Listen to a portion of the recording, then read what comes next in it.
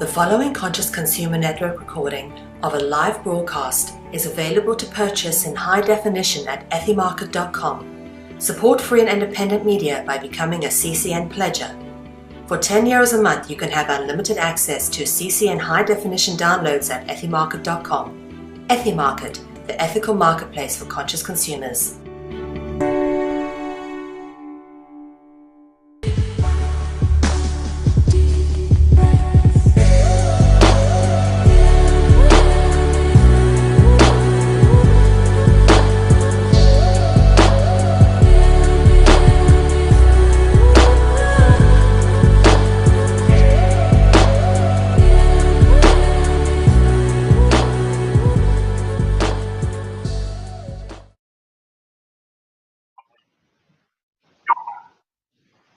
Hello and welcome everybody. Sorry for the short delay. We've had our guest frozen upside down in the dark.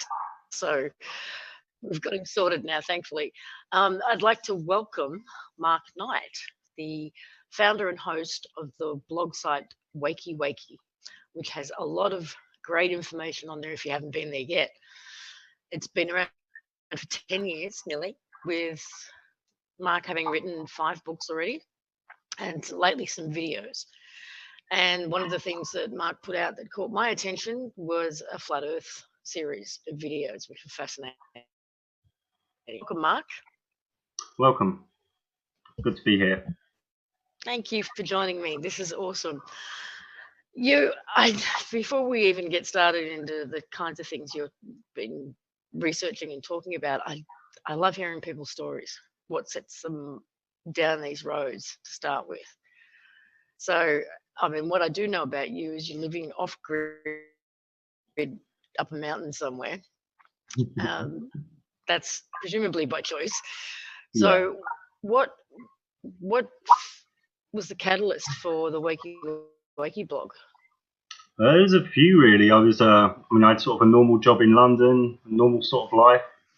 Always knew something different was going on.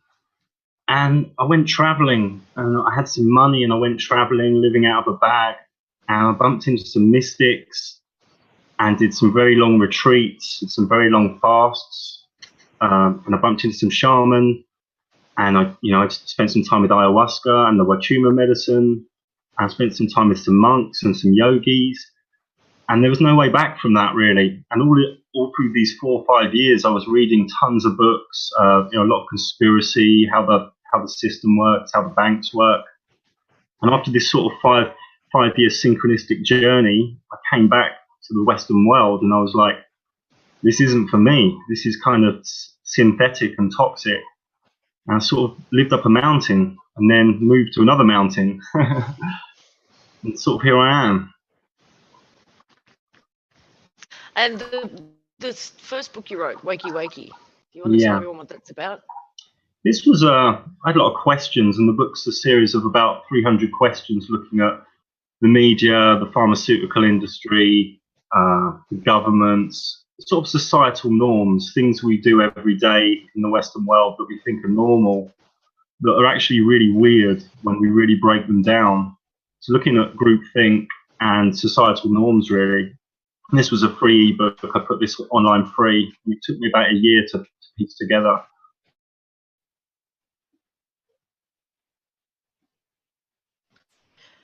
Sorry, I'm in a public space. I'm in a kitchen, so there's going to be people coming going through. That's fine.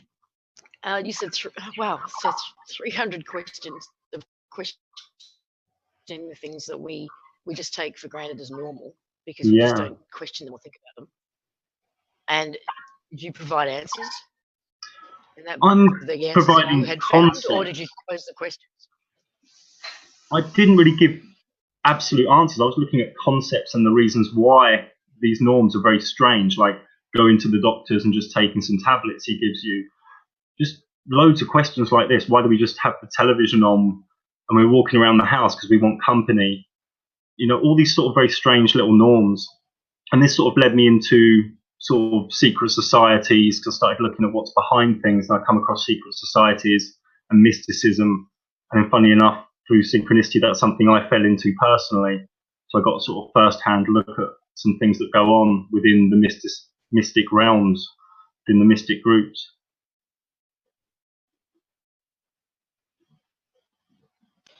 That book was in 2009, Yeah. and then came Trinity of Wisdom. Yeah. What's that one about? I sort of bumbled into a mystery school in Guatemala, as one does, and I did sort of a 1.5-year process there, sort of on and off, where there was a lot of Hermetic Kabbalah, a lot of practical things we were doing, and then there was like a 50-day silent fast. So they basically put a lot of Kabbalistic puzzles into you, and then they say, right, silent fast for 50 days. So these sort of Kabbalistic puzzles fester, and they sort of take you somewhere. It's really another way to get to non-duality. And then they sent me to a secret person up a volcano somewhere, and I did another similar process. And what did you get out of these processes? A lot of inner change, a lot of inner transformation, a lot of esoteric knowledge, a lot more sensitivity to energy, a lot more sensitivity to what people are feeling, and a capability to sort of feel what's going on and look at the big picture more. Because spending a lot of time in solitude, silence, you're not in the noise of people's stories. You can start looking at evolutionary trajectories a little bit more, and where humanity is going, and start to have more of a broader view of things. I think they're the main things I got.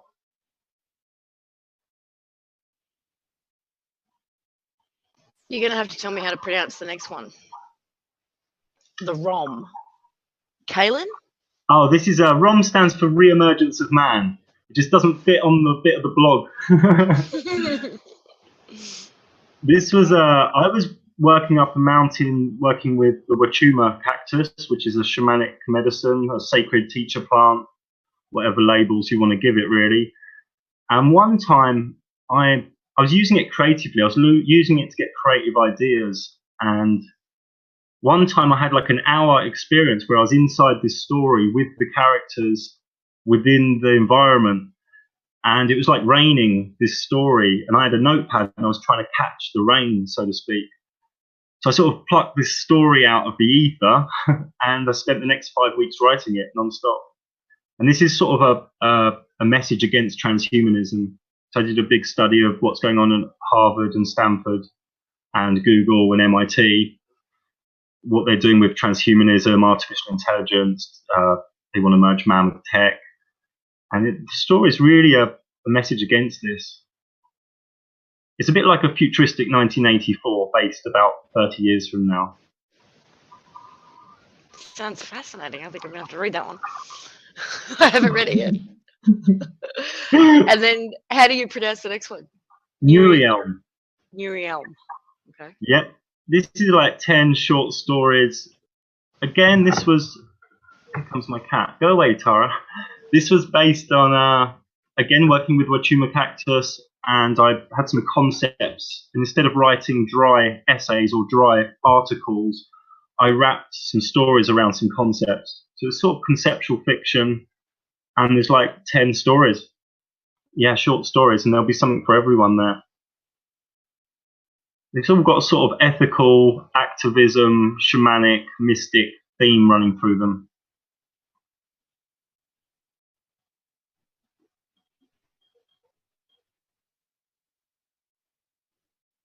I can't hear you there, Lisa. I can see your mouth moving. Yeah, my bad. I was muted. It's one of the, as I said in the intro, that one of the things that caught my attention on your blog was your journey through the flat Earth information. And you have to look at, for me, I have to look at this particular conspiracy theory. Yeah. And seeing it as, I mean, I've never seen anything quite like it explode on the scene. It's a big one. It's huge, and it's got, I mean, when you look at how many videos, how many articles, how many YouTube channels, blogs, commentators have stepped in on this subject, for me, it's like, I'm automatically suspicious. for sure. because nothing has exploded like this, and Yes, it has to be getting pushed. there is a push. Support. I agree. So why, and why now? I do think one of the things that we were talking about on one of the regular shows that I do, the One People Show, is that when it comes to NASA and cycles, that we know that they have to come clean. They have to come clean every so often. Yeah. And that if embedded in this article or this subject matter, this conspiracy theory is the revealing of truth, but it's being done in such a way that, for the most part, it'll get written off, because the flat earth conversation has encompassed so many things: the questioning of satellites, the questioning of NASA, the questioning of the moon landings, the questioning of the ISS, anything to do with any of the space agencies in general, even GPS. I mean, there's just so much that has come about up. 200 subjects within the one subject, easily. Exactly. So from the powers that were perspective, there has to be it's either being allowed or it's actually being supported to come out. So from their perspective, why do you think that's happening, and why do you think it's happening now? I think it's possible that they're putting it out now, but I am more 60%, let's say, that it's being revealed that they're going to try and control it. And the way they're going to try and control it is two ways. They'll have some agents in there trying to create division, which I don't know if you saw the last week, has been massive division within the flat earth community. Oh, that has been since I've been looking into it.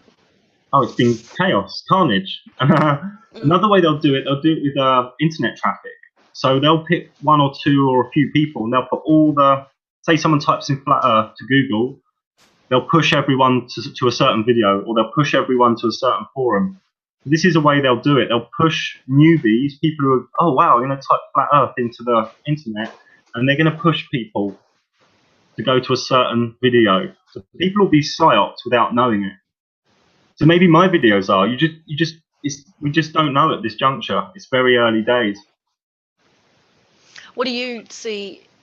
You just said in the last week or two, it's really, the division's gotten ridiculous. What are you seeing there? I, at the moment, don't have enough evidence to call anyone like a shill or an agent, but there's been a lot of people 100% calling other people shills. But there has been some people acting a little bit shilly, but for me, that's not enough to point fingers. And I'm not that bothered. I'll just do my own work and put it on my website, and do my own work and put it on my website. I'm not really into the soap opera or the politics, because it's the way I live my life. I live my life high altitude in a mountain, quite remote. And that's the sort of way I do my work as well. So what got you started? It was actually, I've known Eric DeBay for a few years. We have a few chats here and there. And he told me what he was working on, and I said, "You're completely crazy. You've either been got to or you've gone crazy." And he sent me his book, and I thought this would be fun to debunk. And a week later, I was like, it's a bit of a tougher one. So I rolled up the sleeves, and I was like, right, I'm going to debunk it this week. And then it was like a month later, and all I could debunk was the Ball Earth. And I've probably done 3,000 hours research now. And it's, the more I look at it, the more the Ball Earth theory looks like a train wreck of nonsense. Is there any one specific point that tipped you over the edge? Like, there's just no reconciling it? Yeah, it's very hard to reconcile it. I mean, I'm always open to be wrong. I'm always open to be corrected. I'm not one of these guys that builds a castle and says, rah, I'm happy to be corrected and wrong. But I suppose I got to 80% flat Earth quite easily. Well, it took a couple of months. But then it was like the sun and the moon and the stars. They were the tough nuts to crack for me. And once I clocked, because in the southern hemisphere, the stars work a little bit different, should we say. And once I got my head around that, I was like, wow, there's no way back. It was the stars, really, that was the final one.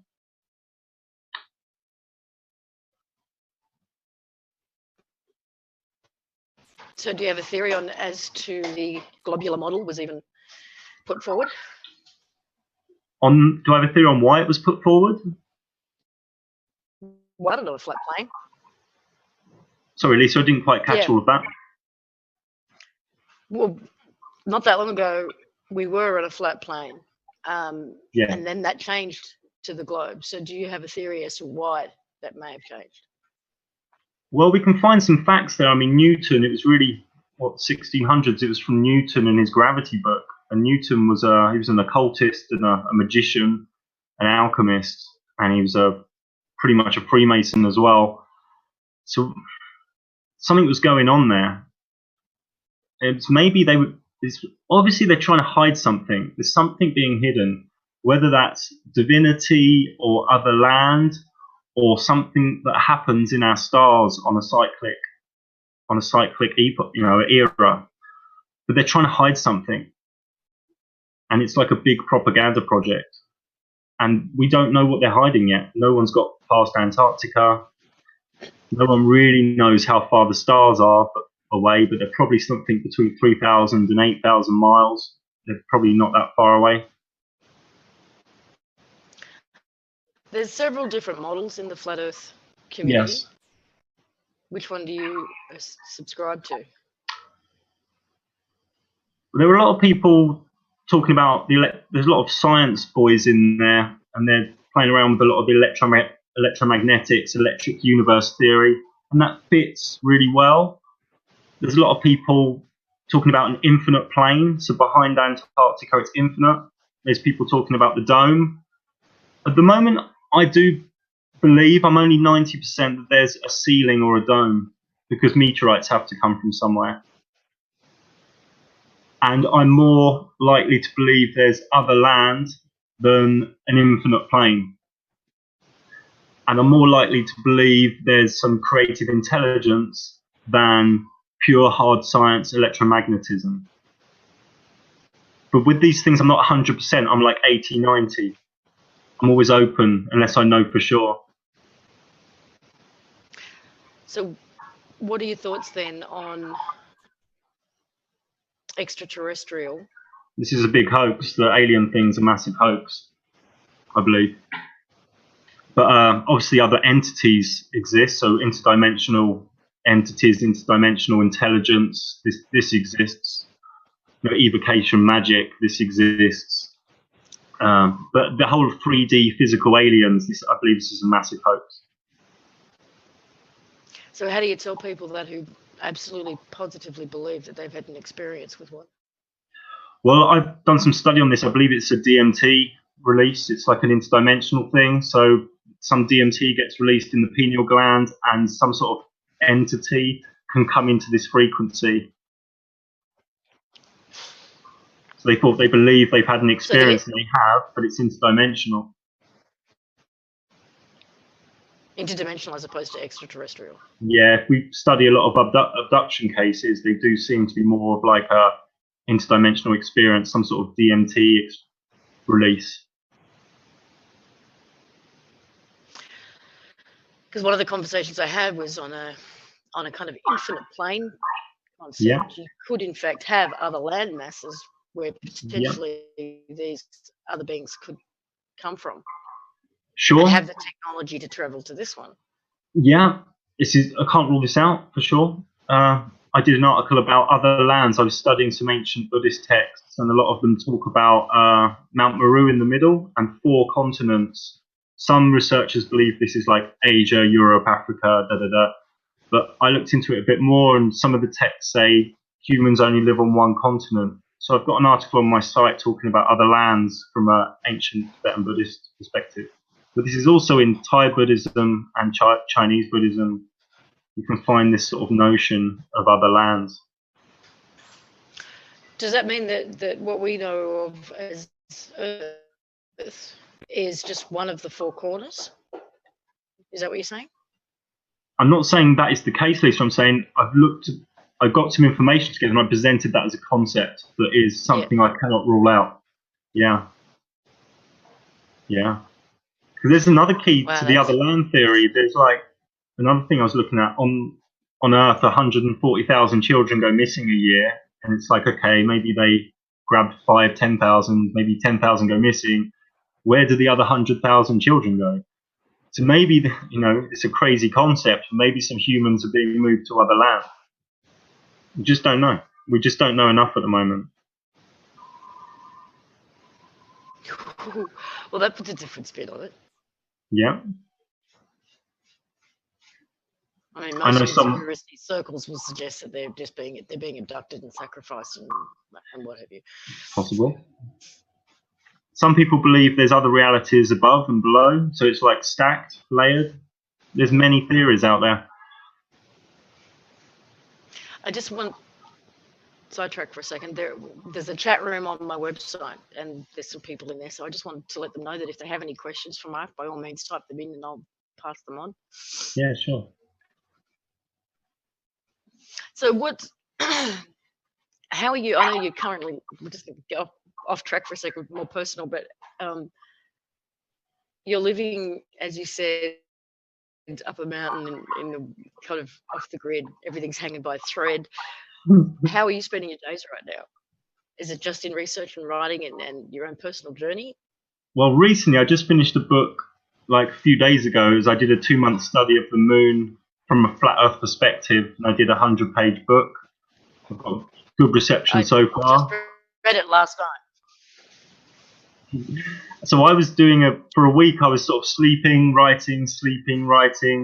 Then, I'm hungry, I better eat, sleeping, writing, and I got into this sort of spin. I didn't even know if it was daytime or nighttime.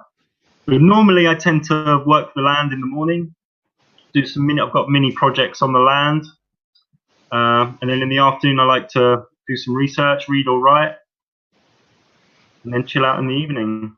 And sometimes obviously I have to go to the town and do some chores, maybe go for a swim in the sea. Sounds like what life should be about. Yeah. Nice. Okay, so I did read the book last night. The Moon book. And the Moon book, yeah, because it's when you're having this conversation with people, it's the big question. Explain the moon then. How does that work? How do eclipses work? How do how do we make it all fit? And I was aware of an original legend here in Australia about the time before the moon. Yeah. How did that fit in? And the premise that you put forward in that book is pretty out there and kind of amazing. The idea that it is essentially an old sun. Yeah. Is what it boils down to, right? It's the previous sun. And I thought that was interesting in the sense that so many ancient cultures refer to these cycles of suns, the first sun, the second sun, the third sun, and how that fits in very, very nicely. But it does tend to, or it's in danger of being labelled fear porn, for one, because totally. Totally, you walk away from that thinking, okay, well, we're right in the midst of the initial stages of the next cataclysm. Yeah. Some people could think that. We have seen our sun change colour. Yeah. We've seen some anomalies with the second sun. There are people who've photographed and videoed images, shapes coming from the sun. There's certainly some odd behaviour. And the chemtrails seem to be blocking the sun, don't they? Yeah, how do they play in your view? All I've said in my video, and I don't even think I put it in the book, in the Galactic Center Rift video, which is related to the Moon book, I did say that chemtrails could be the delaying of something, because they just seem to be blocking the sun.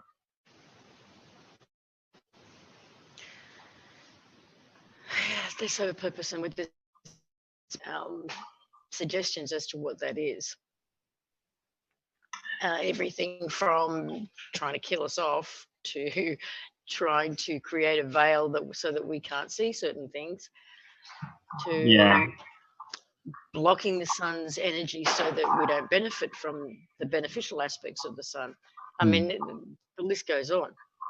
I don't think they're trying to damage humans, because they do a lot of chemtrails in non-populous areas. I think we can rule that one out.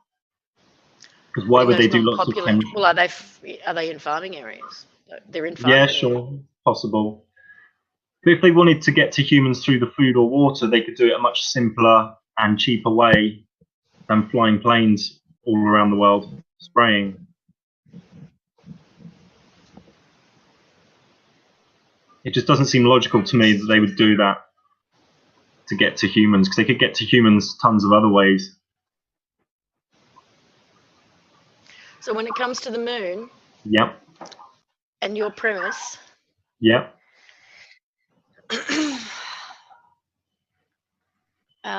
without going into fear mongering, just having a look at it and putting it out there, and also trying to tie it in with a whole bunch of other information. If we are at the end of a cycle, at the end of the life cycle of this particular sun, what you're saying is throughout history, throughout these legend myths, this time is cataclysmic. I'm not saying now is cataclysmic. I'm just piecing together a lot of ancient myth with... but in the past, these cycles have ended in cataclysm. Yeah, for sure. There's tons of myth all around the world. So what would make this one different? What would make this one different? Or are we just being naively hopeful that this one would be different? I think it would just, if the cataclysms are cyclic, it'd just be another one the same as the others. Another big cataclysm. I'm not saying one's coming. I'm not dishing out any fear porn. What I've done in my recent work, I've pieced together a flat Earth perspective. Because when we look at the ancient myth and the stars and the galactic center and the moon from a flat Earth perspective, we can re-look at all the myths with new eyes. And I've pieced a lot of this together from a different perspective. And it does look like our sky changes every, I don't know, could be every 12,000 years, I don't know. Because there's myth all around the world of a new sun, another sun. There's myth all around the world of there being no moon in the sky. There's myths of the stars falling, two suns in the sky. And you can find this everywhere. So just the way the myths sort of play out is that it starts with two suns starting to appear and then the old one dies off. This is one of the myths. Another one, which I did a 1-hour documentary on YouTube about, is where, and this sounds really crazy, is where what we call galactic center in the sky, we think is 12 trillion miles away. But in the flat Earth model, this is like, I don't know, 4,000 to 8,000 miles away. And there's myth all around the world of this, they call it the Dark Rift or the Great Rift or the Road to the Underworld. They have many different names for it, but they never called it Galactic Center. There's a lot of myth of this rift opening, like a scroll, like it just opens up and plop, out comes a new sun. And yeah, it's crazy, but these myths are written and they exist. Just in time for the old one to die. I don't think in any cataclysm everyone's died. I think it's just been a kind of reset. No, I mean the old sun. And yeah, the old sun dies, and possibly the moon is an old sun. As I put in the book, the moon is the same size as the sun. It's the same distance away as the sun. This is under a flat Earth model for any listeners who are new to the flat Earth model. This is probably going to sound really crazy because the flat Earth is crazy enough. But, so the moon's the same size as the sun in the flat Earth model. It's about 30 miles wide, about 3,000 miles away. They both go pretty much at the same speed. The moon's like an hour slower in a 24-hour period. So the moon's sort of lost its power. It's an old malfunctioning sun in this. It's a thesis. I want to make it clear that what I've written in the last couple of chapters is a thesis. I'm piecing together a jigsaw. I'm not one of these guys who goes, oh, this is what's happening. I'm saying this is a thesis and it's some information I've pieced together. I'd like other people to look at it and, you know, try and debunk it. Because I first did this article about the Dark Rift in December 2014. It's had over 10,000 views and no one's debunked it. No one's debunked it. One of the women in the chat room has just shared a series of visions that she's been having, and this is familiar to me. I've heard this from a number of people. That she's saying that I've had some telling dreams over the past few years. One theme is the huge wave, another is the stars falling and everybody celebrating, and another was the moon explodes and falls into bits. Wow. I've heard those, literally those same three things many times. Yeah, on one of the 50-day meditations I did, I had a lot of visions of massive waves, but a big feeling of bliss, and there was a lot of humor in these dreams and visions. I've also had a lot of visions of massive waves. And you're probably aware of the YouTube channel Crow 777. He says the light from the moon is coming from within, and you say something similar. You say it self-illuminates and deluminates. Yes. Do you want to explain that? Well, when you look at the phases under the flat Earth model, and you look at the moon, it cannot be lit from the sun. There's many reasons, and the book's free. Just download it. The moonlight just is very different to sunlight. It's damp. It's blue. It's silver. It does different things with plants and animals. It just isn't sunlight. There's even scientific things I put in the book from the 1950s to do with frequency and wavelength. It's just not sunlight. Also, with the way the sun and the moon are on the flat Earth, it's just not possible. So the moon self-illuminates. It self-illuminates and it self-deluminates. And this is something I've put into one big chapter. So I also believe, sorry. No, just it's almost like an internal globe is sort of shining just one face and spinning. I do know that gentleman's theory, and I'm not on board with there's something in it moving around. I have read that theory, and I'm not on board with it. Well, what do you mean by, or explain the deluminates to create the phases then? Well, it's losing. It's just losing power, because what it is, when it's deluminating, it's really near the sun. When it's got its most power is when it's furthest away from the sun. It's like when it goes near the sun, new moon, it loses its power. It loses its illumination. When it's furthest from the sun, it becomes in its power again. But when we have a lunar eclipse, the moon is furthest from the sun, but it lines up without the 5%, what I've called flat Earth nodes. You have nodes in the ball Earth model. I've explained what I've called flat Earth nodes. And when these line up, you have like a astrological aspect between the sun and the moon. And I believe that on a lunar eclipse, the moon is self-de-illuminating, pulsing red, and then self-illuminating again. And this sounds crazy off the bat, but the book presents a lot of weight behind this. Can you explain the red? It was possibly a sun once, and it's pulsing. It's got that alignment to the sun. It's pulsing red. It's like it's kick-starting.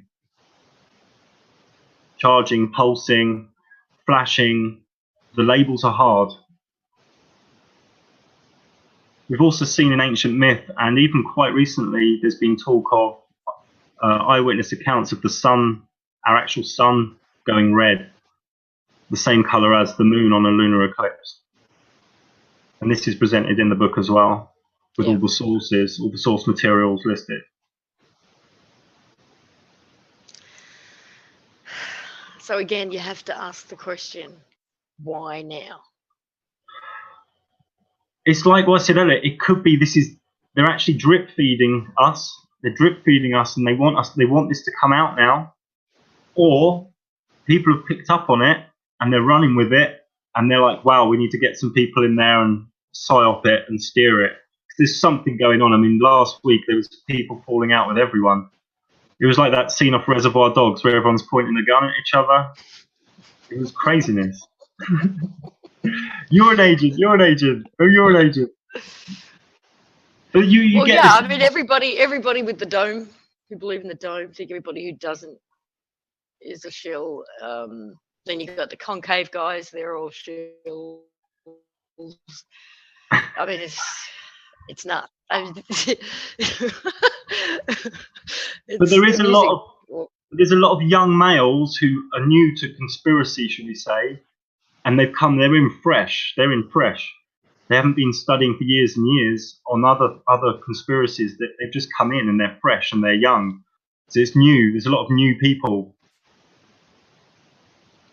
So it's kind They of think like they have all the answers. You suck. You suck. No, you're rubbish. It's like some of this going on. So we've actually got a new movie. Is that right, Jeff? Called Under the Dome. And the cast is trying to figure out what pink stars falling from the sky. This is the Stephen King Steven HBO Spielberg. series. Steven Spielberg, yeah. They're putting stuff out in Hollywood a lot. Like you can look at the Hunger Games, you can look at Dark City, The Truman Show, Under the Dome. What's the other one? 400. So they're putting this out through Hollywood. So they're always a few steps ahead of us. We're just like shooting in the dark a little bit. I'm wondering whether, because the 26,000 year cycle is also repetitive, no matter where you go and how far back you go. Whether these ages, these smaller cycles, these sun cycles, fit into the 26,000 year cycle, because the next sun is supposed to be, or the next cycle, which we call this in some cultures, they call the sun, is supposed to be, utopia, the golden age. Yeah, same with the Uyghurs. I think we're in a bad one now, aren't we? In the Uyghurs, and we're supposed to come out into like a better one. Exactly, the next Uyghur. Now, there's a guy called, there's a website called The Ruiner, who David Wilcock's been talking to.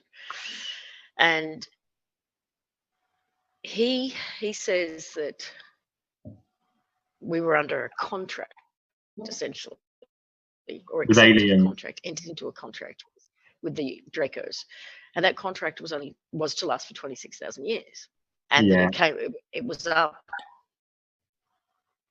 a couple of hundred years ago, and that they are in the process of actually leaving. Now, I'm purely playing with concepts and theories. Yeah. Right?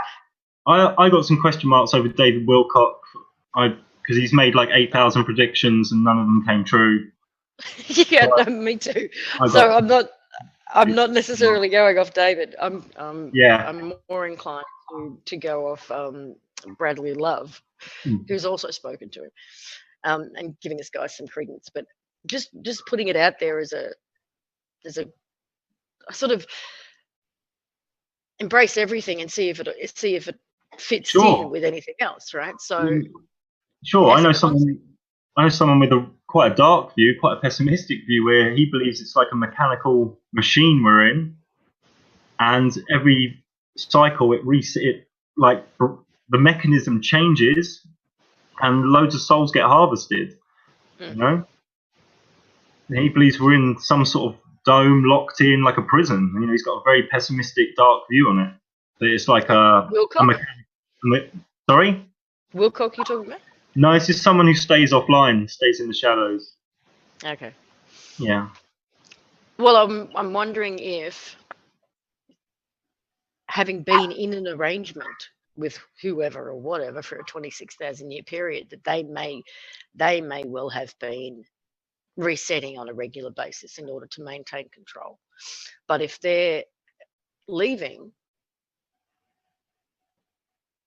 then that could fit into, okay, we may well be on the verge of the next era, and it won't be the cataclysmic cycle that we've seen in the past.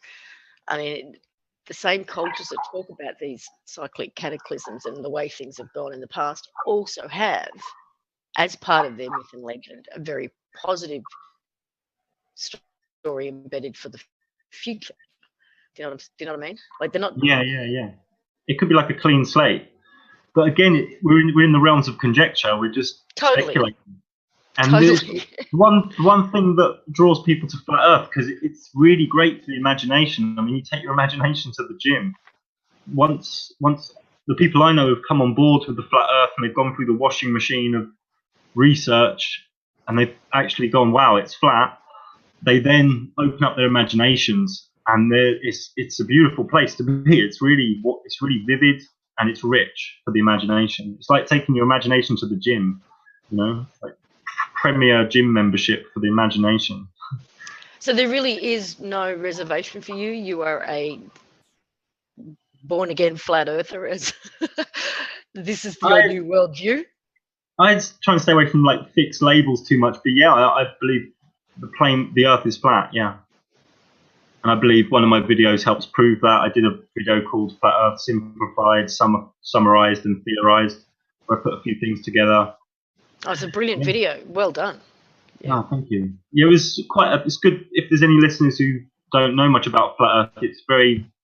It can help people who are looking. It's like these are the main things, the main concepts. Why is the ball Earth a bit of a problem?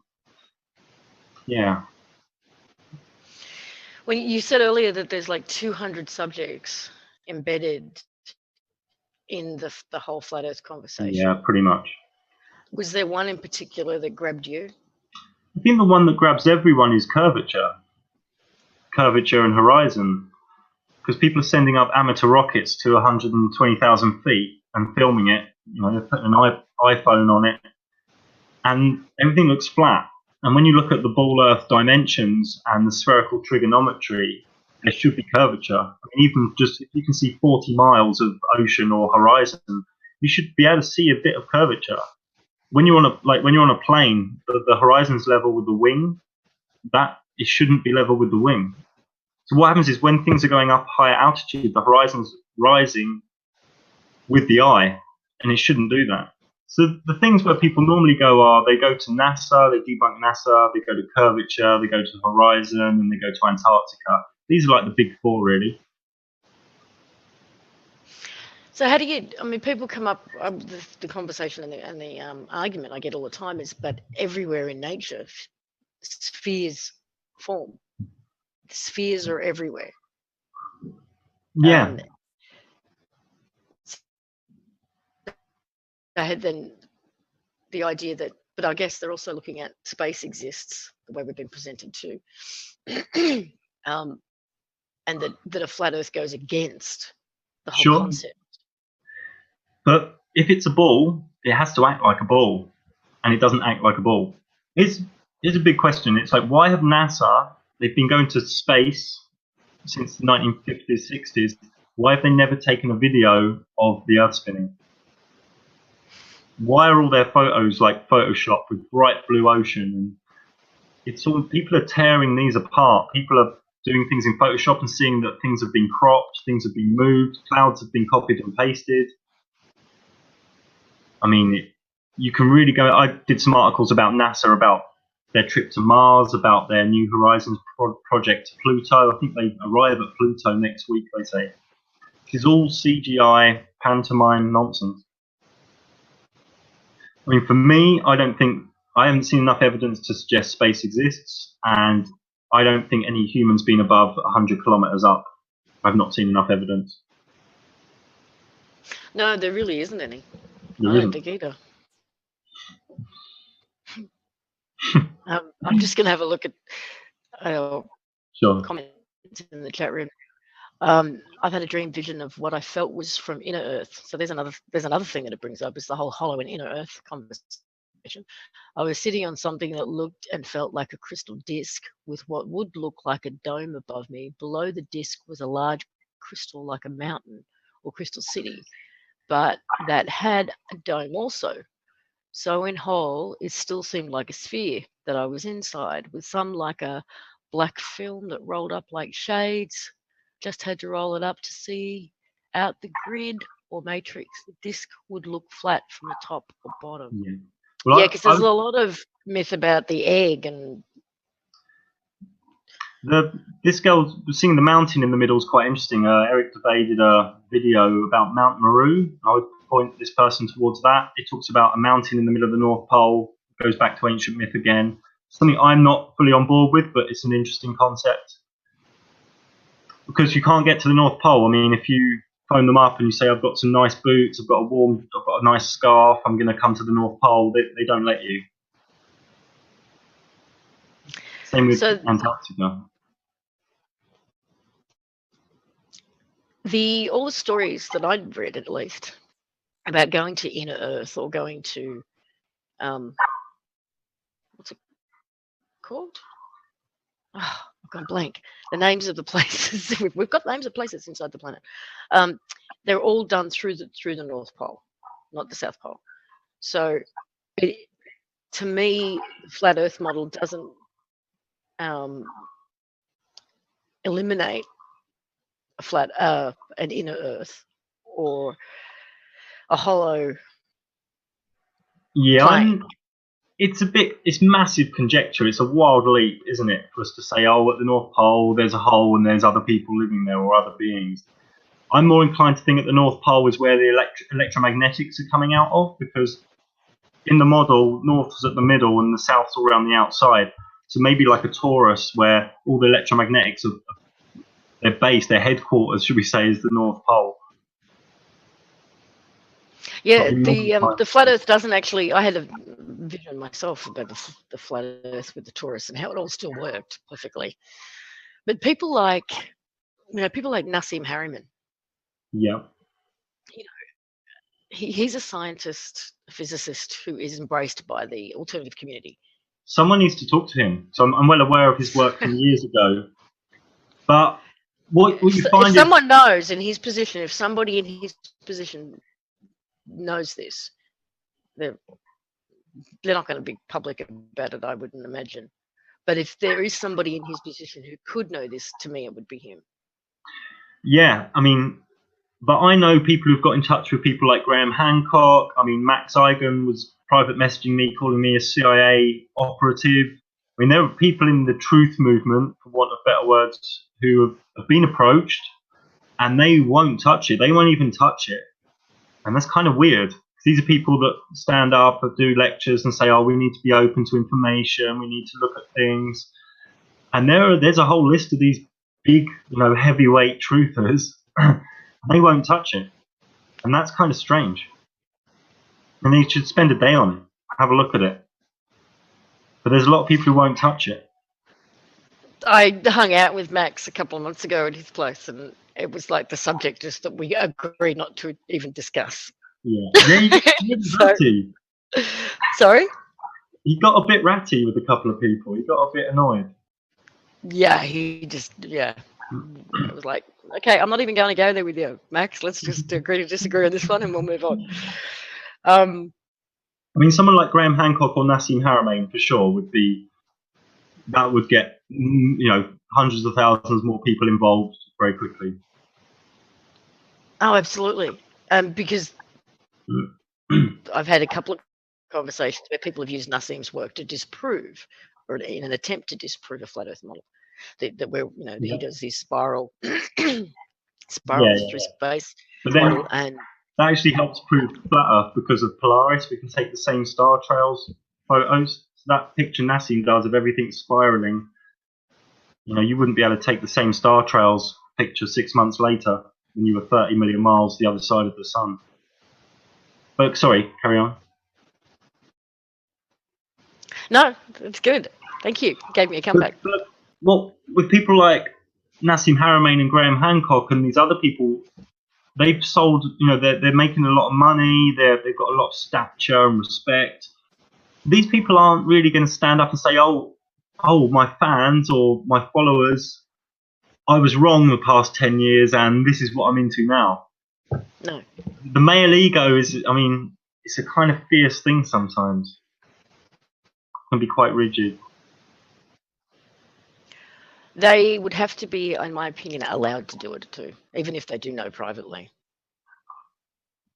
Because, Yeah. I mean, Nassim's come up against it, as far as I know, a couple of times. There's been attempts on his life, from what I've heard.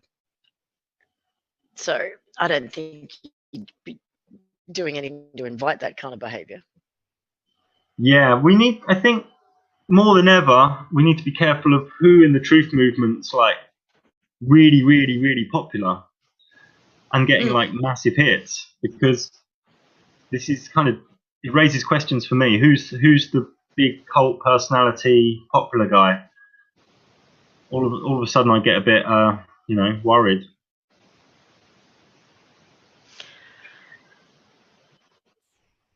Well, I'm safe in that case.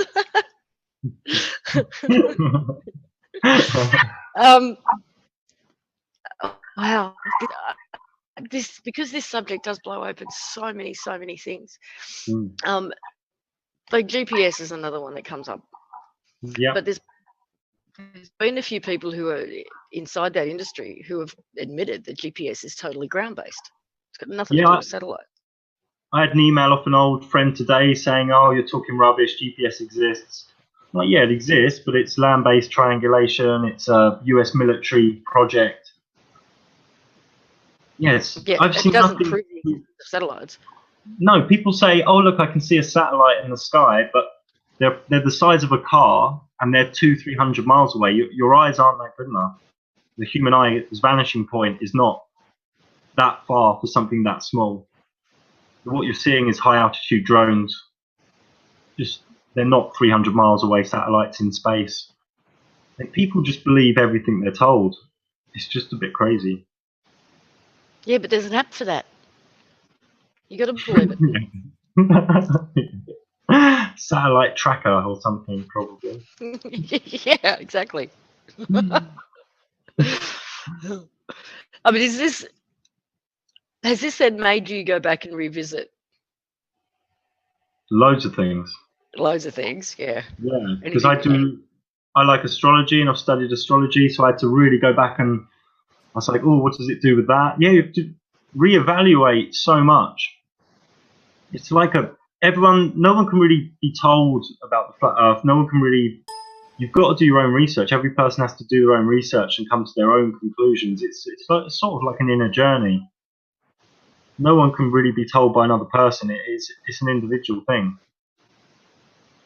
But the information's there. The mental picture. I want to get this concept. So you've got, of your concept of it at least, you've got the flat land mass. Yeah.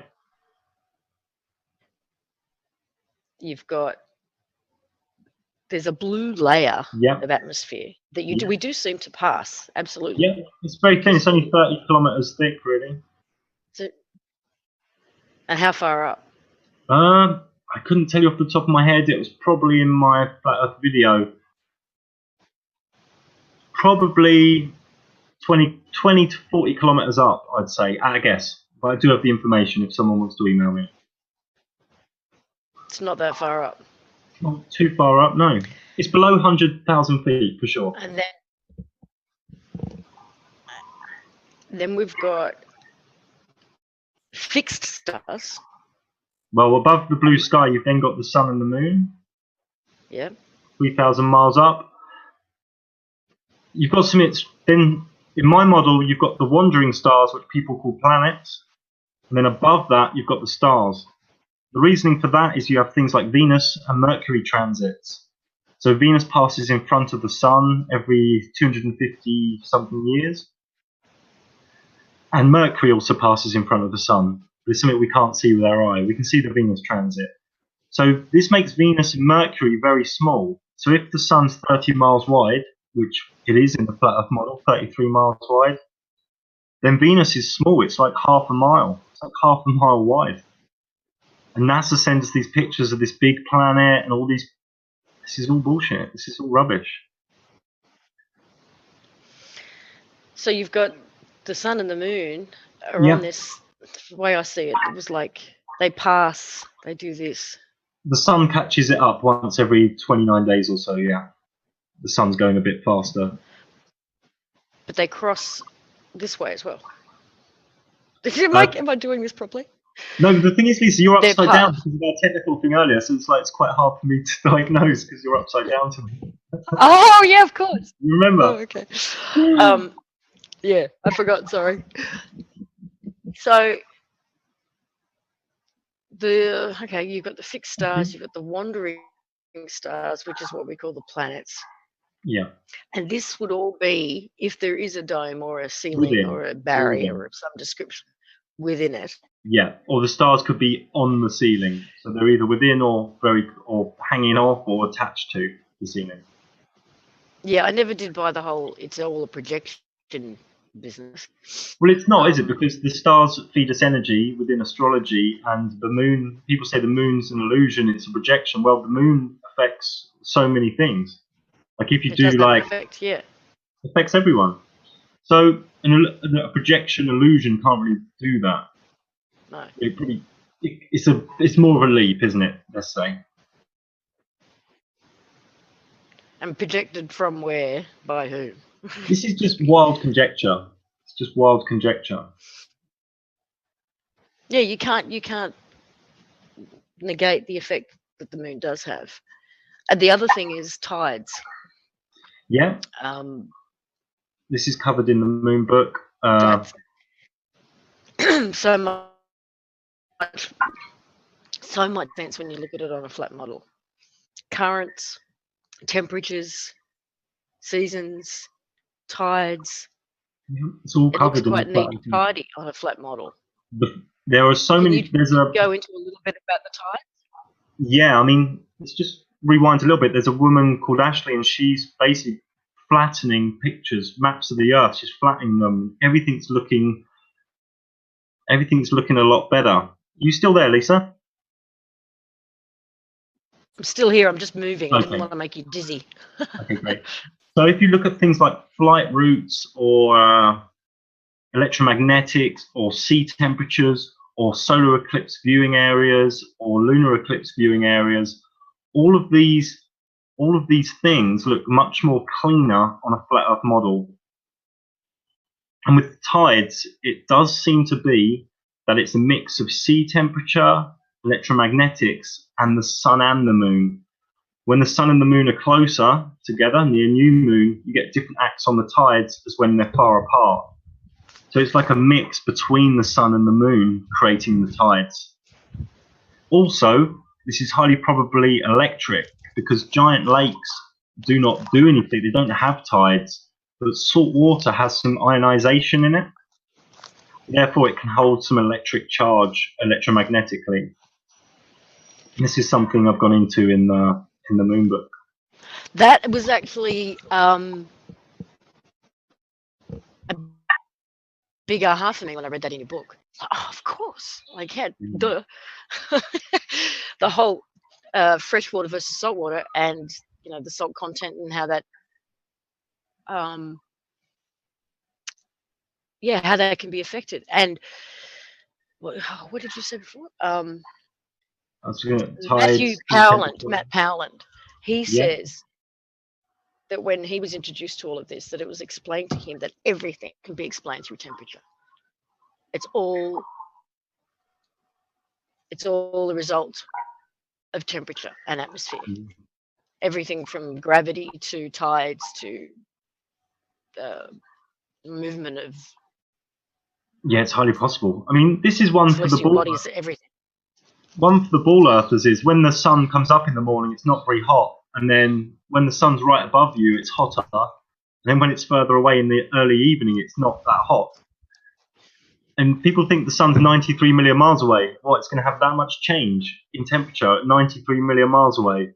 So we're just talking there about, if the ball's a sphere, we're talking about 100, 300 miles away. You go from England to Spain, the temperature changes massively. This doesn't really add up with the sun that's 93 million miles away. No, it doesn't. It doesn't. I agree. It immediately answered so many of those questions that you have growing up or through observation, and you just I guess we become accustomed to just going, oh, well, it's over my head. I don't understand them. I don't understand how that all works. And we write it off. We write off our own observations, our own experiences, our own inner knowings, because it looks all too complicated. And also the programming goes in at a young age, between say 5 and 10 at school, and the subconscious is wide open at that age. So the images go in, the mind control goes in at a very young age. It stays with you. And the big question for me when I started really looking into all of this was Antarctica. Yeah. That hiding whatever's going on there may well be the only reason for even introducing a globe model. Yeah. They're clearly lying. They're clearly hiding something. But what? I mean, is it just extra land? This is the big question. There was one guy who said 20, 30 years ago, was it Admiral Byrd or something? I forget his first name. Yeah. He said he was on TV in the 70s, I think. And he said there was loads of fossils there, loads of resources. But it does seem like there's a massive black ops thing going on there. There's loads of military and loads of science projects there. I actually phoned up Antarctica. I actually phoned them up. Hello, is that Antarctica? Yeah. And I said, this is like the treaty they have, and the tourists. It's a big pyramid system, and there's a tourist route. And I was like, okay, me and my mates have got loads of money. We don't actually, but I said this. I said we're absolutely minted, and we've got all the kit, we've got all the boats, we've got helicopters, and we're just going to go to the South Pole. Don't worry about us. And I got all these emails. Where's your permit? Fill out these application forms. Who the hell are you? You can't come here. And all you can do in Antarctica is spend like 10,000 euros, go and see some penguins, take a photo of a glacier, and sleep in a cold igloo, and then they kick you off. It's locked down, It's completely locked down. And they're using the argument of environment. It is a huge argument for why that's the case. I mean, raping, pillaging, destroying the rest of the planet, but this we have to keep pristine. You got to watch out. You've got to look after the animals. Yeah. You got the World Wildlife Fund as a front for actually decimating the population of many animals. And none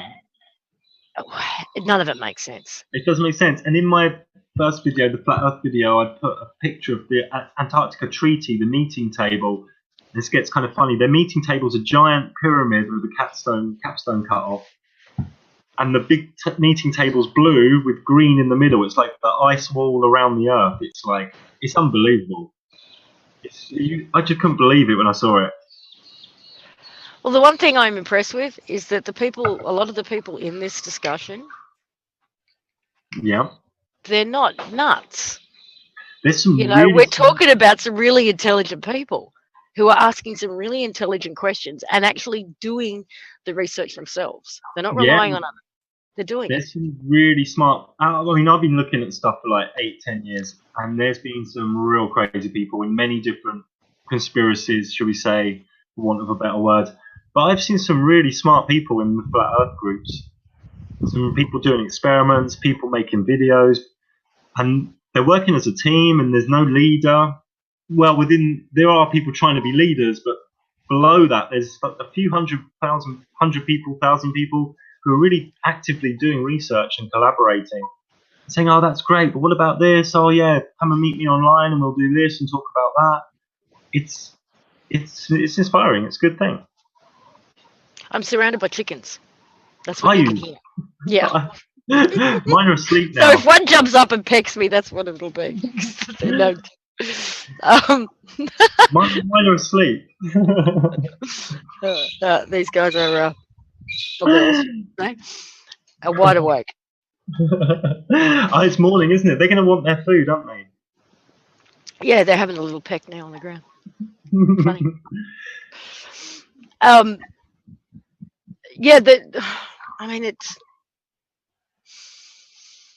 It feels like the beginning of something huge. This is why it's a dangerous time, because things could get really messed up. Because if the powers that be see that it's going to be something huge, they're going to get in there and they're going to divide. and create a leader that they can control. I can't help but feel that it's happening with their knowledge and consent, and perhaps even their support, because it just got too big too quick. I give this 35%. I give this 35 to 40% possibility. It's like the Beatles getting really big, you know, in the 60s. It's not possible at that time with the media. This is like pushed, and this does seem like it could be pushed. And why would exactly. they do that? This is my question. Why? I mean, I don't know. Is it nothing more than just an avenue to come clean on some of their own? I don't think they have stuff? that level of compassion, or, you know, they don't Oh, care. it wouldn't be for compassion. I think it's through law. You know, that, you know, the whole idea that they have to give consent. They have to give notice, I should say. That, and at the end of at cyclic periods, it's like through natural law they have to come clean. But this would kill it. This would so much would fall down. The schools would fall down. The universities would fall down. People who've paid all that tax to NASA in America, what, $8 billion a year, they'd all say, "Well, I want my money back." I mean, there'd just be absolute chaos. No one would trust the government. I mean, worse than they do now. So many dominoes would start falling, and I really don't think they want this. I think if they are pushing it, it's just for a laugh, because they know that 90% of the people aren't going to buy into it. I mean, you speak to someone in your family or someone down the road about flat Earth, you're going to get absolutely hammered. I know, I have. Yeah, you know how it goes. It's horrific. And the response can be incredibly passionate. Well, it can be very insulting. It can be. Someone told me on email the other week to fly a fighter jet into my head. I don't know how I'm going to do that while I'm flying it, but it was kind of funny. Was it? Yeah. But even actually the ones who are the most passionate about how absolutely ridiculous this is, to me, are the ones who really got triggered by it, because they're so invested in their own observations. One person argued with me that they look through telescopes, they see the moon, they can see the way that light or other objects reflect and refract from it, that it proves it's a globe.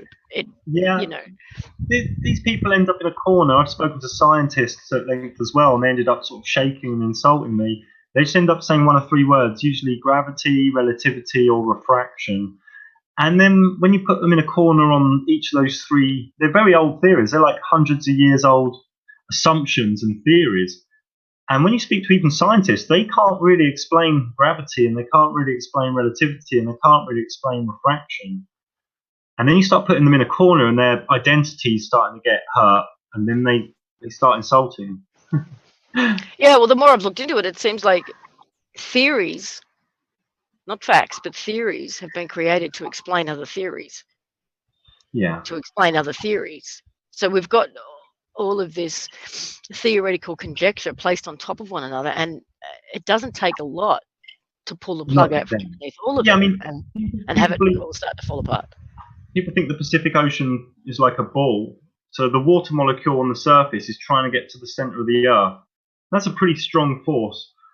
And then people believe that a flower can just pop out of the ground. Well, if gravity was that strong to hold all that water in a curve shape, then gravity wouldn't allow a little dainty flower to pop up.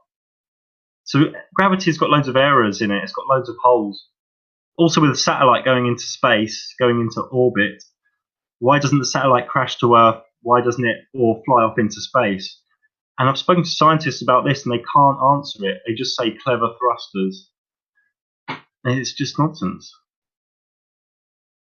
Now, there may well be a really simple globe model explanation for this, but the further you get off the planet, the colder it gets.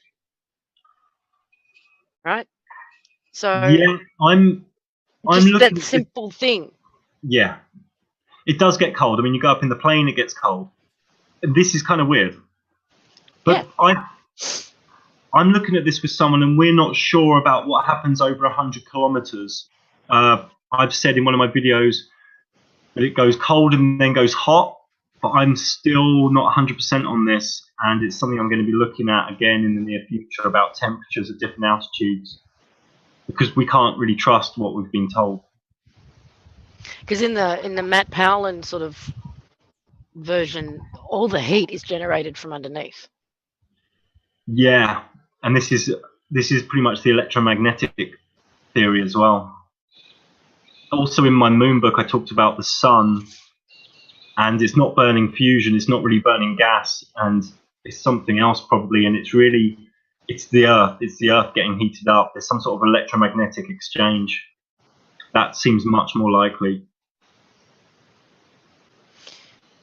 Yeah, it does. Because if you're up at 20,000 feet, it's cold, but if you're at ground level, your face gets really warm in the sun. There's some strange things going on, but this is all new information, and it's new experiments, it's new research.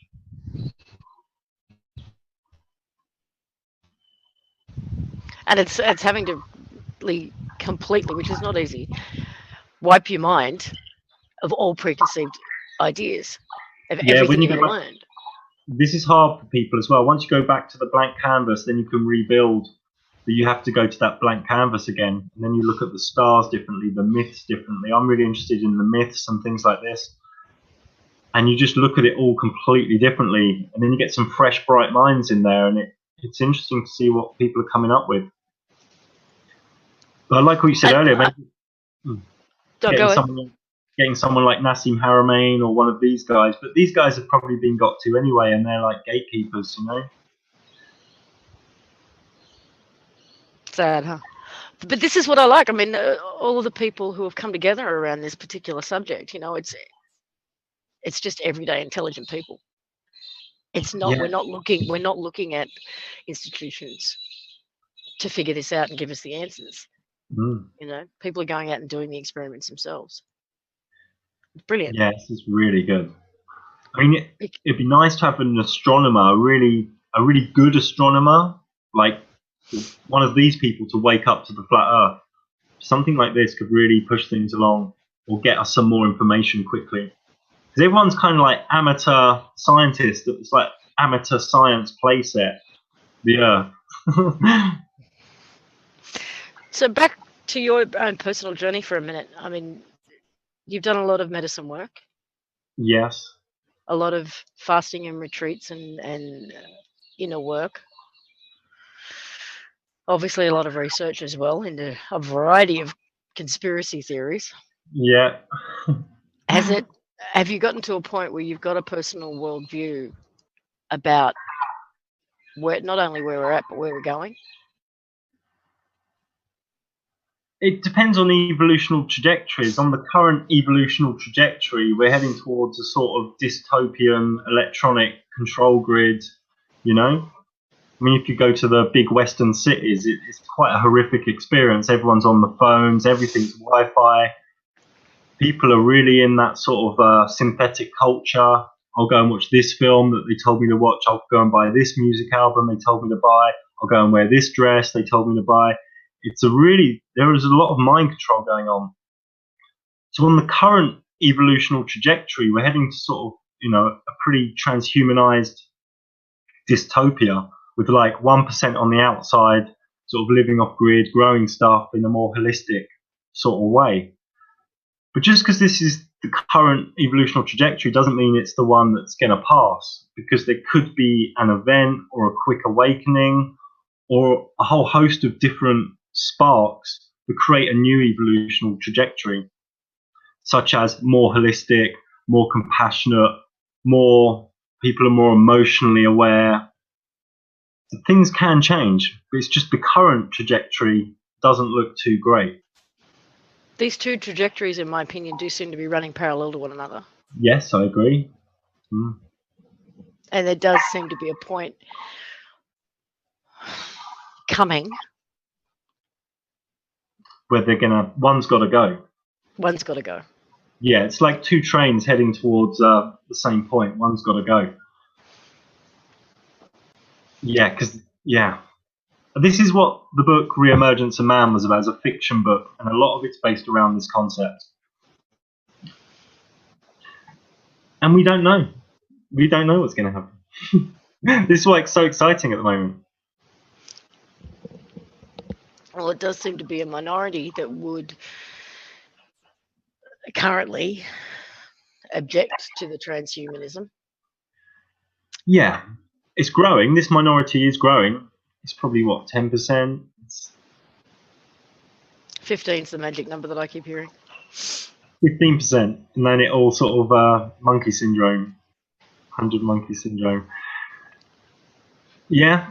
I mean, things are going quite quick because the flat Earth thing's gone, like you said at the very start of this, you said the flat Earth thing's exploded.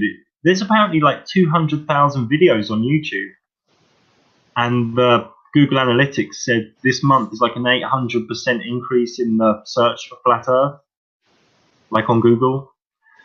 I mean, this could be a big one, yeah. This could be a tipping point. Well, like yourself, many of the people that I've spoken to that are doing the research came to debunk it. Yeah. And got completely turned around. Yeah. And there's some really people are approaching it from so many different angles. You know, there's some really interesting commentary coming out of the Christian viewpoint. Yeah. And they're asking some really good questions. I'm really confused, and I said this the other day somewhere, why there's quite a lot of Christians who believe the world's flat and have done for the past 10 or 20 years. I'm confused why they waited for like the conspiracy guys to jump on, and then all the Christians are like, yeah, it's flat. It's like, hang on, why didn't you say something in the past 10 or 20 years? Oh no, we're waiting for you crazy conspiracy theorists. Kind of weird. But the Bible, you know, ancient scripture, I mean, the ancient scriptures do all say the world's flat. The Quran, the Bible, the Vedic, Buddhism, it's all over the place. Everywhere in the ancient world. This is a conversation I had the other day, was someone brought up Egypt and the Egyptians and the pyramids. And talking about how much they knew and how brilliant they were when it came to cosmology, building these pyramids in alignment with the stars, and you know their knowledge of architecture and their building practices, whatever, brilliant. We can't replicate it today. These guys knew what they were doing, and in the building of the pyramids themselves, it all actually apparently measures out the spherical Earth as well. And I said, well, how can you say that about this time and these people having such knowledge, and yet they had it all wrong as to the very land they were standing on? How could they, if they had because they have a belief in a flat Earth as well. They talk. You see the Egyptian. If you look at the goddess Nuit, she's the sky dome really with the stars. Exactly. So how could they be so brilliant and so wrong at the same time? But the pyramids you can match to like 500 things, and one thing you can match. That was my argument. You match. They say you can match it to the northern hemisphere, but you've got to do a pi. It's not just it matches. You've got to do a scale and a pi formula on it. Maybe I need to relook at that, because maybe that's just, you know, things like this. Maybe it doesn't. Maybe it's something they just plopped in to push the full Earth propaganda. I mean, everything needs revisiting. And maybe we're going to burst out of the bubble totally different than positive or negative choice. Yeah, true. And you can't debunk the truth. Yeah, I mean, with a lot of these ancient cultures, their knowledge of cosmology, their knowledge of how to align their physical artifacts and things on the ground in perfect harmony with the celestial bodies. Yeah. Brilliant. Yeah, I lived in the Maya villages for a while, and the Maya, they studied the stars probably as good, or if not better, than any other culture on the planet. They were studying Venus transits, and I don't know if anyone knows about the Dresden Codex. They were looking at Venus transits to do with a cataclysm. On the last page of the Dresden Codex is a massive flood. And when Venus passes in front of the sun, which happens every 250 years or so, and they were obsessed with Venus cycles, and they matched it to cataclysm. And no one's really fully deciphered the Dresden Codex, but all we know is they measured Venus massively, they were obsessed with it, and they used it to map cataclysm cycles. Do you know offhand when the last Venus transit was? Yeah, it was like a few years ago. It was like 2010 or 2008. I'm happy to be corrected on that, but it was very recent. Yeah. Didn't coincide with major cataclysm or not? I mean, because it's certainly in the past that seems to be global. Yeah, I mean, I know someone with a theory that he thinks 2012 something was supposed to happen, and it's been delayed with things like chemtrails. And of course, that is a theory, that's wild speculation, but I do know a human being that believes that. Oh, I know several. Yeah. Yeah. That I keep calling them the powers that were, have put in place many things in order to, including CERN even, to in an attempt to prolong or forestall whatever was supposed to happen in 2012. Yeah. CERN is a dodgy thing. I haven't looked at it that deeply, but I've had a little look, and they've got Shiva statues there and things, haven't they? They got all sorts of funky stuff going on. There was a dance that there's been a couple actually that they filmed inside CERN. I mean, this again, the speculation as to what that's all about is rife. There's a lot of different theories. It's basically either trying to open up portals to bring stuff in, or close things off, close them off to prevent them from coming in, or take your pick. What they say they're doing, throwing particles at each other. I don't believe. Oh, that's rubbish. No, that is nonsense. Yeah, and to the cost, all these countries paying what they're paying to throw particles together. No. Yeah, to like try and solve the Big Bang. This is nonsense. They're doing something big. They're doing something big there. Whether it's to do with electromagnetics or the ionosphere, you can speculate for hours.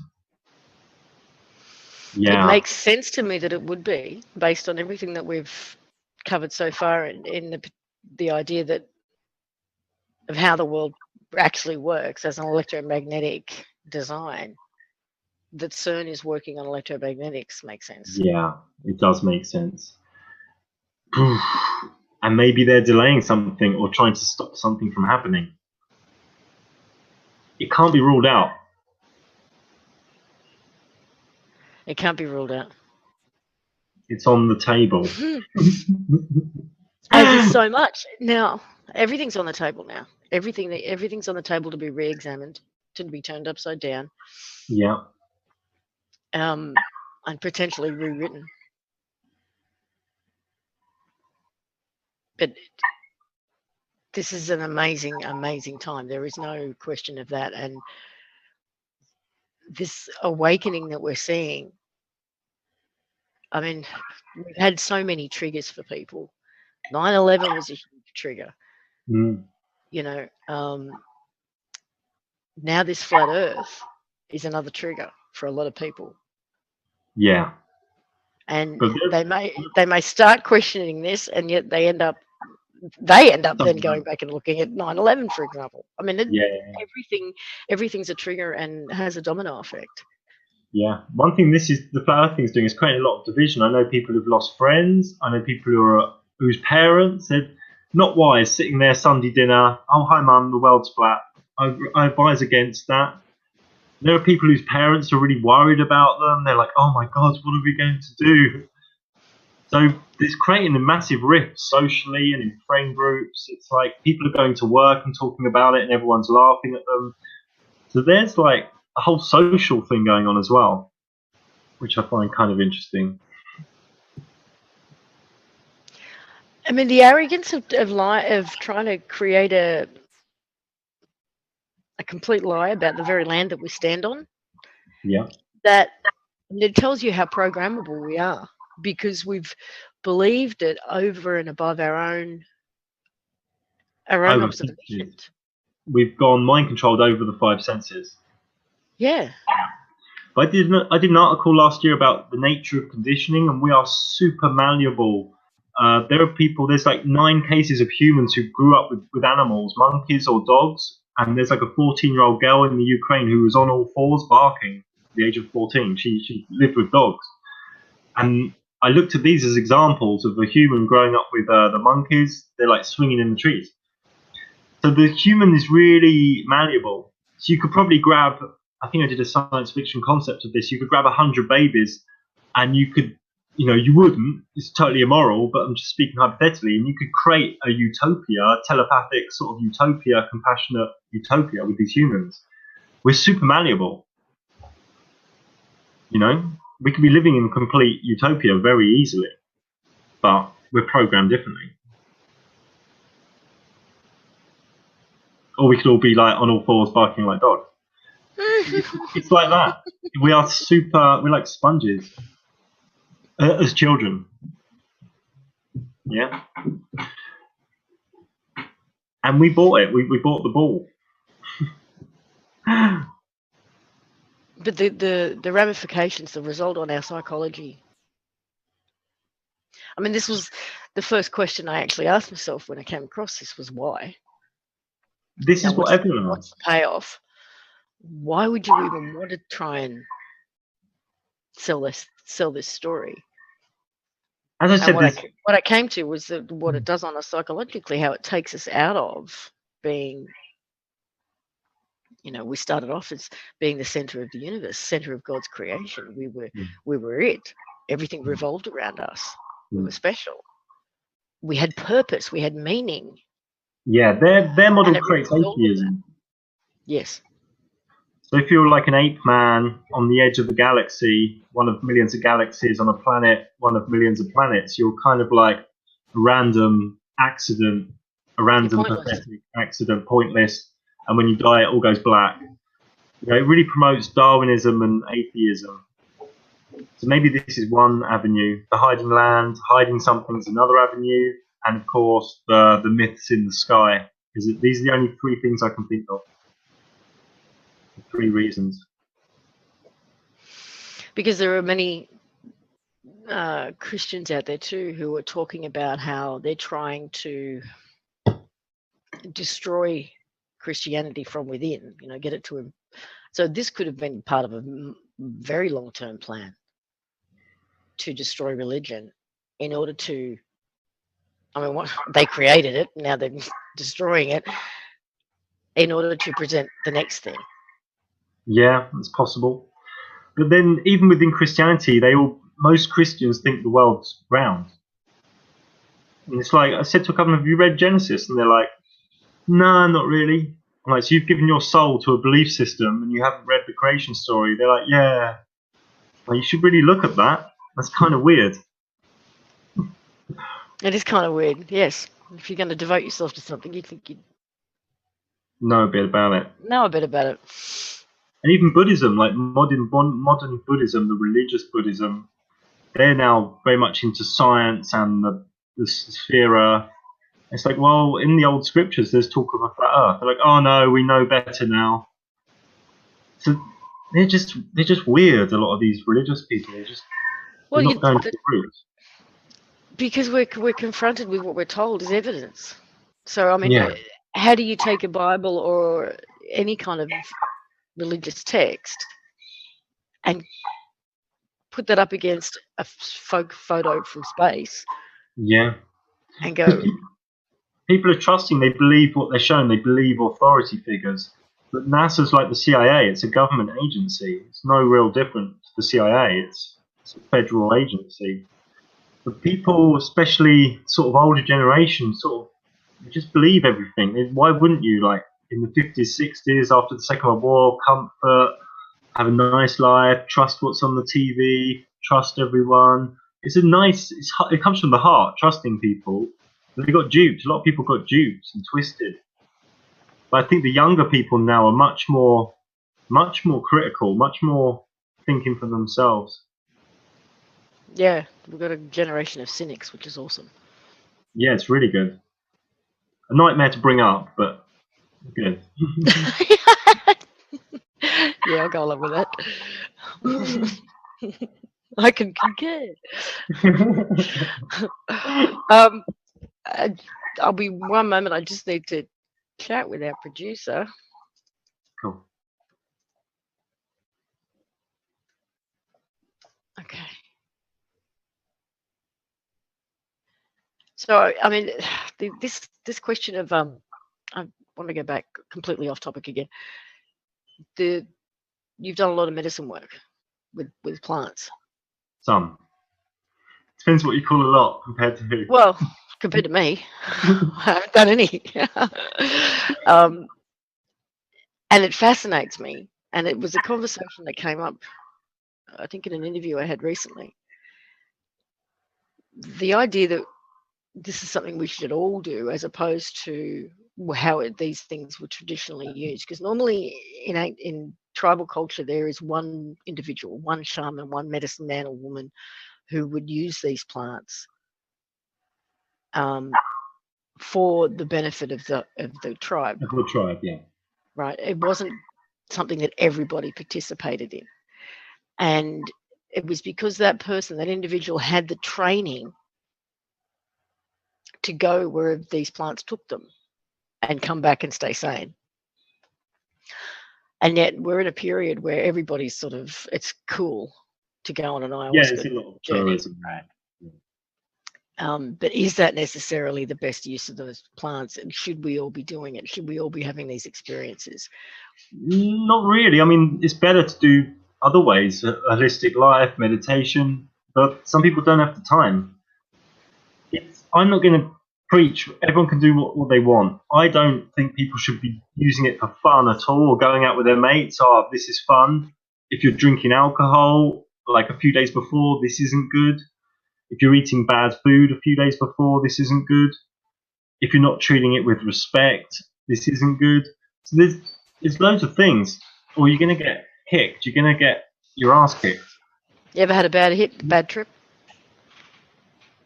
I've had some very dark experiences with the ayahuasca, and had some very light experiences, but it's with the dark, shadowy experiences where you probably transmute the most energy and renew the most and release the most. Because a lot of the spiritual gig is how much people think it's all love and light and huggy bear and granola, but a lot of it's how much fear you can handle, and how much you can decondition, how much you can release, how much pain you can go into. And the benefits are what? Sorry? And the benefits are what, exactly? Shedding emotional crud, really. Shedding things from the past. So I believe with the medicine, if used correctly, instead of having lots of reincarnations, you could probably skip a few carnations because you got the lessons with the medicine. Okay. Cleaned up your karma, so to speak. Yeah, well, you could probably, with the ayahuasca, you can come out of the body, step up from your life, look down at it, and purge some crap and work out some things and get some very big lessons, which you probably wouldn't get normally for a few more carnations, because you've got to meet that person and go through a toxic relationship, or you've got to do this and that. You can burn a lot of karma, for want of better words. I don't advise it to anyone or not advise it. It's up to each person. I'm not going to, it's up to everyone what they do. No, just wanted your experiences with it. But if the whole world took something tonight, every human would have a very different world tomorrow. Maybe something where nothing gets done, but maybe the next day is a different world. Yeah, cool. There's so much. I really want to recommend everybody go and have a look at your website. It's WaykiWayki.com. I will put the URL in the chat room for people, because there's a lot on there to read. This is one man who's shared his journey very, very nicely in book and video form. And you know, there's so many of us out there now who are sharing our journeys and sharing our stories, and it's every time somebody does it, it helps so many people. We're not alone in this. We may be 15%, but when 15% is enough to be questioning. It does have a cumulative effect on the collective consciousness, in my opinion. This conversation's not going to go away, this flat earth one. No, it's not going to go away. It's going to get bigger and bigger. Yeah, and more is going to be exposed as a result of it. I know of some groups, and they meet up, and they group of a few people, and they hack into a NASA web. They don't hack. They go to like a NASA Facebook group, and they just, where there's like 30,000 people saying, "Wow, what a great picture, NASA," and people are in there bombing them with "This is bullshit." And then the next day they'll pick another target, and they'll like cracker ninjas, and they're just zooping around the net. Well, you got to look. I mean, hijacking things. We're presented with these images, and we're told, "Oh, isn't it? The macro and the micro are so similar because this particular image of this galaxy looks just like a brain neuron." Yes, it's all nonsense. But chances are it is. Chances are that's exactly what it's a photo of. Okay, yeah, something small and because and the iris of an eye, or I'm starting to look at stars in the near future, and if you look at anyone listening, look at Sirius through a high-powered telescope, and there's a few things on YouTube. This isn't burning gas. This is like a fractal, crystalline, high-intelligence, geometric thing. And if we get to that blank canvas you were talking about, where we decondition all this nonsense we've been told about the ball Earth and NASA, we can start looking at the stars really fresh. Because people have got some really smart ideas about air and water creating sparks of light. I think it's called sololuminescence. There's this guy with water. He's doing things with water and creating these like mini stars in water. So there's a lot of theories going around about stars. This is all very new stuff. But yeah, if you look at Sirius or any of the other stars through a high-powered telescope, and you just go with your senses, what are you seeing and what are you feeling? Very interesting. Well, that ties in with some of the ancient depictions of the flat Earth model, doesn't it? Where there are waters above and waters below. So if there is in fact a layer of water above. Yes, for sure. Yeah. So this is something I'm going to be hopefully looking at in the near future. Also, there's a guy. Oh, wow. Okay. I've forgotten his name. He was an explorer, like a deep sea diver, a submarine guy. It's on YouTube somewhere. If someone emails me, I'm sure I'll dig it out somewhere. And he goes very deep in a submarine, and he's underwater, and he finds a lake, and he's like, and he was killed shortly after. He was killed shortly after, and he found this lake underwater. He's like, "Well, I'm in water. What's the lake doing there?" And he went to go down. He bounced off, and he spoke about it on TV. And then, he just died. He ate a peanut or something. Yeah, and it was actually rimmed with mussels. Mussels were stuck to the rim of this what looked like an underwater reef lake. Yeah, and the environment was completely different. Yeah, he bounced off. So the waters below things possible, the waters above things possible. Because when we talk about the myths of the ancient floods, they don't talk about a lot of rain. They talk about torrents of water. So it's as if that dark rift opened up and the water came in. Along with the sun. Some of the myths say this, yeah. But then some of the myths say from the firmament, from just the dome, it just gushed in. But in my second video, the dome video, I did a video called something crazy, like the dome, the dark rift, myth and cataclysm.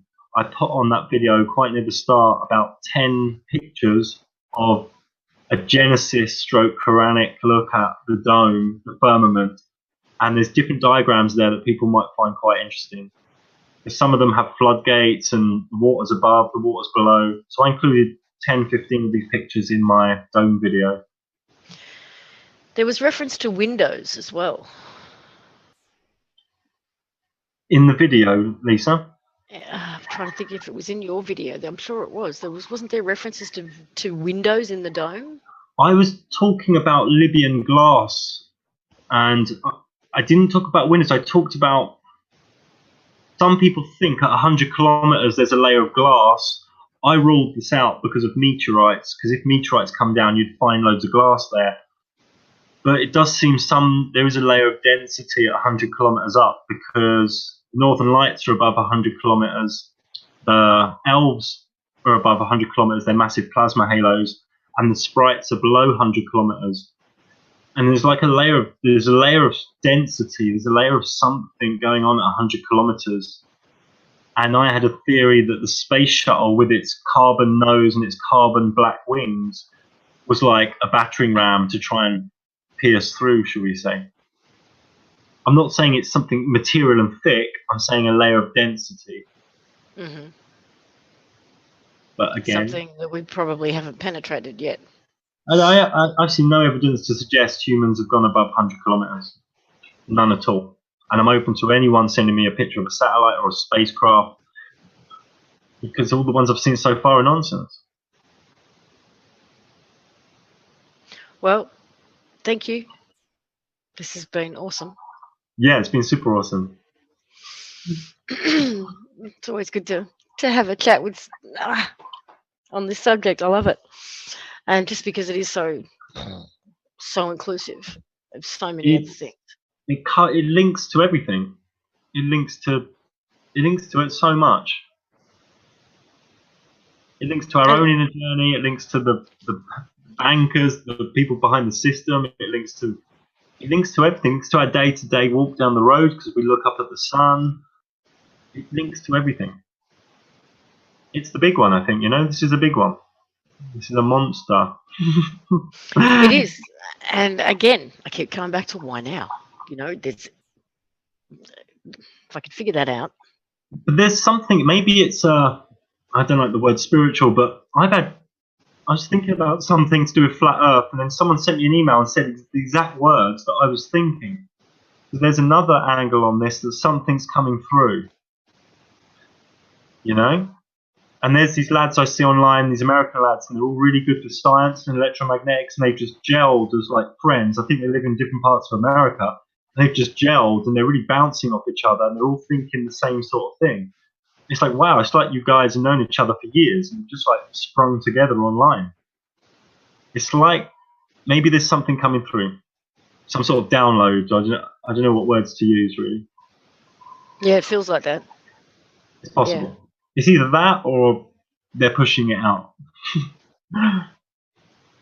But I'd be wary. If I was new to Flat Earth and I went online and typed in Flat Earth, I wouldn't go to the first few sites that pop up. I don't know where mine is. I don't really care.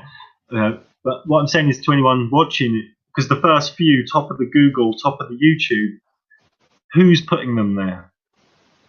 So just be a bit careful. Let's do a search while I'm sitting here. I'm going to do a search.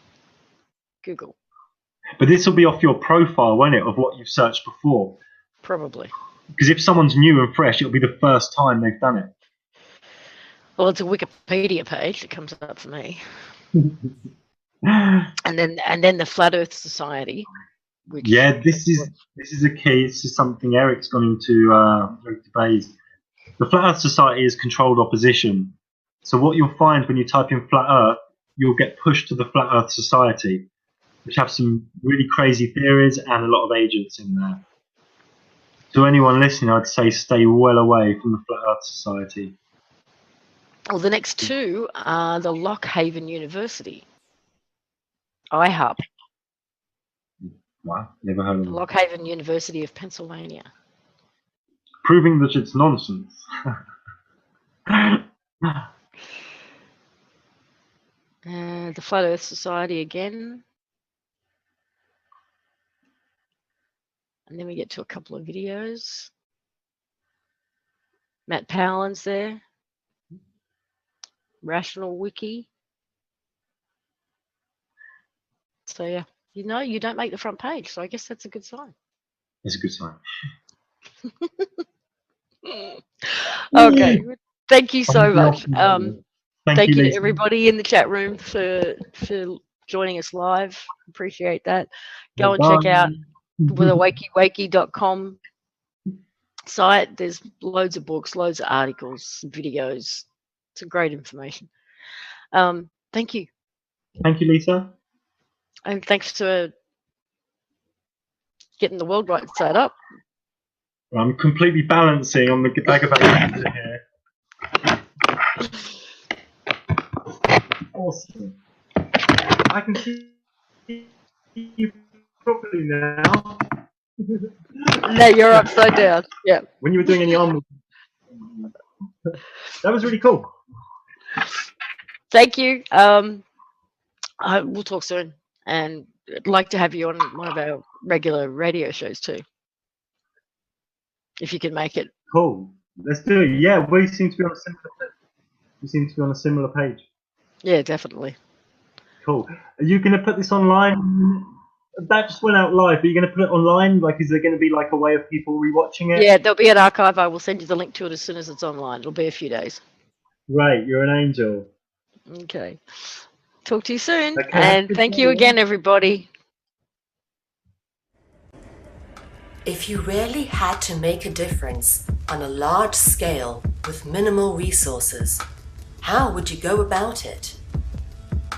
Have you ever dared to dream of doing that which seems impossible? On a planet steeped with corruption and destruction, the question beckons, how do we change it?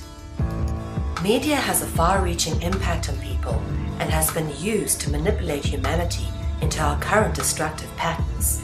In order to affect people into moving into constructive patterns of behavior, we need to construct a new paradigm of media.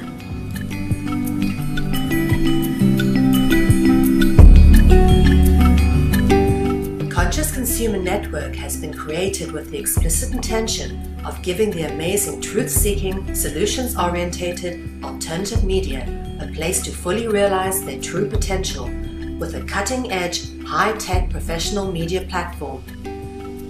In turn, some of the greatest freedom-seeking hearts and souls of our time have realized the true potential of what has been created and have come together to provide their insight and inspiration on CCN.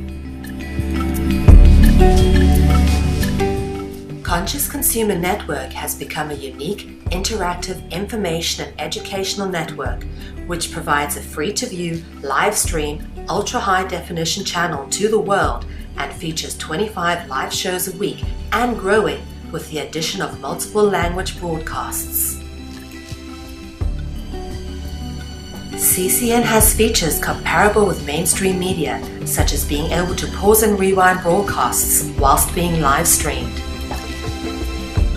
Catch up on missed or previous broadcasts, now available from CCN high-definition downloads. You can now purchase a high-definition download of your favorite CCN show from ethymarket.com. Support free and independent media by becoming a monthly pledger. This can be done with a monthly pledge of €10, which will allow you unlimited access to CCN's high-definition downloads, which hosts a back catalogue of over 250 shows, which have been aired since the launch of CCN on the 1st of January 2015. In order to keep CCN free of corporate sponsorship and advertising, CCN has launched the Pledge 300 campaign. This is a realistic goal with the hopes of securing a minimum of 300 people who will each pledge €10 a month. With this number, we can continue to grow and operate and potentially expand into a second foreign language channel. Help keep alternative media in the hands of the people. We thank you for supporting free and independent media.